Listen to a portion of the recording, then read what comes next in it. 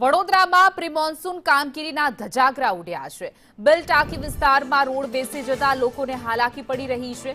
સ્થાનિકોમાં તંત્ર અને સ્થાનિક નેતાઓ સામે રોષ જોવા મળી રહ્યો છે। રોડ બેસી જવાથી રાહદારીઓ માટે મોટું જોખમ ઊભું થયું છે। અમે નિયમિત ટેક્સ ભરીએ છીએ તો સુવિધા કેમ નહીં? વોટ માંગવા આવતા કોર્પોરેટરો અત્યારે દેખાતા નથી। રસ્તાની બિસ્માર હાલતની સાથે પાણીની સમસ્યા પણ છે। તો તંત્ર દ્વારા કામ ચલાવ થીગડા બારિયાનો સ્થાનિકોનો આક્ષેપ છે। રોડનું મજબૂત સમારકામ કરવા સ્થાનિકો માંગ કરી રહ્યા છે। વડોદરા મહાનગરપાલિકાના અંડરમાં આવતું બિલ ટાંકી પાસેનો જે રોડ છે તે બિસ્માર હાલતમાં છે।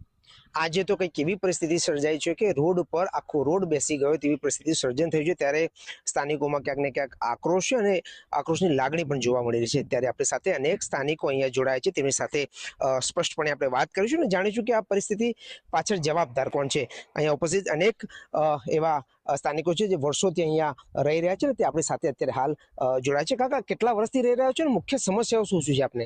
2.5 વર્ષ થઈ ગયા લગભગ। જી। અને સમસ્યા રોડની છે, પાણીની છે, રોડની છે। પાણી તો આવતું જ નહીં। અમે બોરથી ચાલુ કરીએ છીએ, ખારા પાણી પીએ છીએ। પાણી તો છે જ નહીં। ટેક્સ તો અમે ભરીએ છીએ અને રોડ તો અમે કીચડમાં જ જઈએ છીએ। રોડ ચોમાસું આવે એટલે કીચડ ચાલુ। અત્યારે શું પરિસ્થિતિ છે? અત્યારે શું થઈ છે? જો ખાડા પડી ગયા છે। રોડ હમણાં બનાવ્યું, લાઈનો નાખી ગટરની। આ પાણી સહેજ વરસાદ પડ્યો એમાં તો ખાડા ભરાઈ ગયા। ભૂવો જ પડે છે ભાઈ, મોટો ભૂવો પડ્યો છે। કઈ જગ્યાએ જવાનો રસ્તો છે? હા, બિલ ગામમાં જવાનો રસ્તો છે આપણે। આપનું શું માનવું છે? આના માટે જવાબદાર કોણ? કોર્પોરેશન, બીજું કોણ ભાઈ જવાબદાર? કેટલા ટાઈમ થી આવું ચોમાસું આવે છે ને ત્યારે ભાવા પડી જ જાય છે ને આનો જવાબદાર છે કોર્પોરેશન ને કોઈ નેતા કે કોઈ આવતું જ છે નહીં જોવા માટે।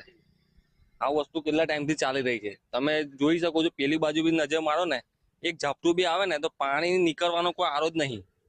જેમ કે પેલી વરસાદી લાઈન છે ને એ કેટલા ટાઈમ થી ખુલ્લી છે, એ તો ગટરનું પાણી ને બધું મિક્સ જ થાય છે।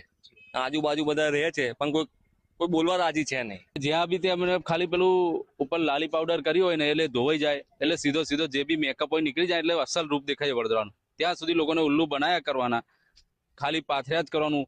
નીચે શું કામગીરી છે? આ ભૂવો પડ્યો પાતાળ લોક જવાનો રસ્તો, એની અંદર નીચે હમણાં જ દેખાઈ આવે છે કે નીચે એકદમ કોરું પ્રોપર એમને પાણી છાંટવાનું હોય, પાણીના ટેન્કરો છોડવાના હોય અને પછી લેવલ બેસે, રોડ માટી બેસે તો એની ઉપર તમારે રોડ બનાવવાનો હોય અને ડ્રેનેજનું વ્યવસ્થિત કામ કરે। પણ એની જગ્યાએ કશું જ નહીં, નીચે કોરું નાખી દો, ઉપર માલ પાથરી દો, પતી ગઈ વાત। પછી જનતાના પૈસાનું જે ટેક્સ ચૂકવે છે વડોદરાની જનતા, એનાનો વેડફાટ કરવાનો આ આદત પડી ગઈ છે। આ લોકો કામ કરે છે, કામનો નહીં, એ લોકો કામ કરે છે પણ જે પ્રોપરલી જે કામ થવું જોઈએ એ નહીં થયું।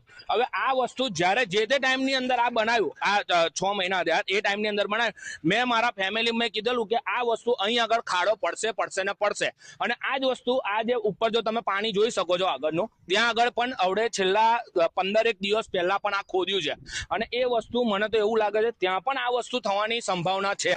ચોક્કસથી વાત કરીએ તો સ્થાનિકોનું સ્પષ્ટપણે માનવું છે કે જનતાની સુખાકારી માટે કામ કરવું જરૂરી છે, પણ કામ યોગ્ય કરવું પણ સાથે જરૂરી છે। કારણ કે લોકો પોતાના ટેક્સ ભરી રહ્યા છે ને ટેક્સના પૈસાનો યોગ્ય વેડફાટ થાય, યોગ્ય જગ્યાએ વાપરી શકે તેવું હોવું જોઈએ, તેવું જનતાનું કહેવું છે। ને જનતાની સ્પષ્ટ માગણી છે કે તાત્કાલિક ધોરણે આ જે રોડ આખો બેસી ગયો છે તેનું તાત્કાલિક સમારકામ થવું જોઈએ ને એનું સમારકામ પણ યોગ્ય રીતના થવું જોઈએ।